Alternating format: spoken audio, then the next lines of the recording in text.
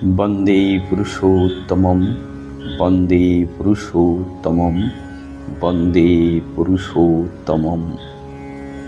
জয় গুরু, সবাইকে জয় গুরু।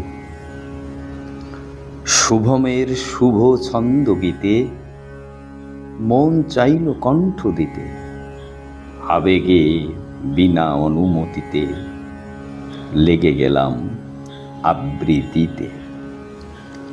আদর্শহীনতা এটি মানুষের জীবনের সবচেয়ে বড় গভীর অন্ধকার।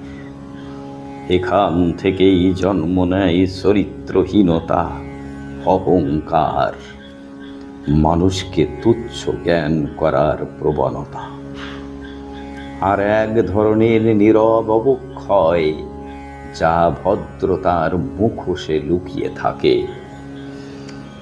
যার জীবনে কোনো সুমহান আদর্শ নেই, তার কাছে সত্য দুর্বল, ভুল যেন খুবই স্বাভাবিক, আর সৎ থাকা যেন এক ধরনের বোকামি।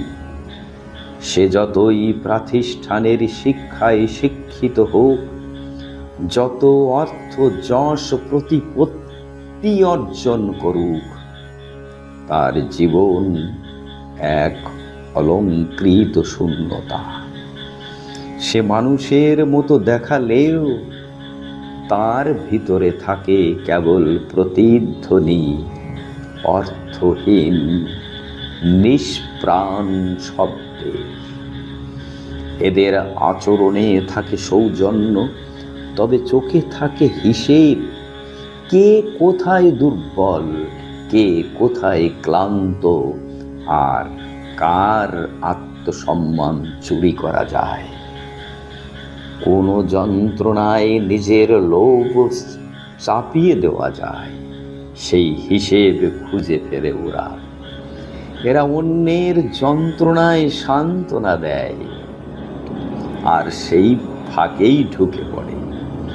গভীর রাতে কিছু ইনবক্স নিঃশব্দে জেগে ওঠে। কেমন আছো? এখনো ঘুমাওনি? Dinner complete? নরম ভাষা, বিনীত ভঙ্গি, কিন্তু বাক্যের ফাঁকে ফাঁকে থাকে এক অদৃশ্য ছোঁয়া। এটা কখনো একজন পুরুষ, যার পাশে স্ত্রী ঘুমিয়ে, সন্তান ঘুমিয়ে, তবু চোখ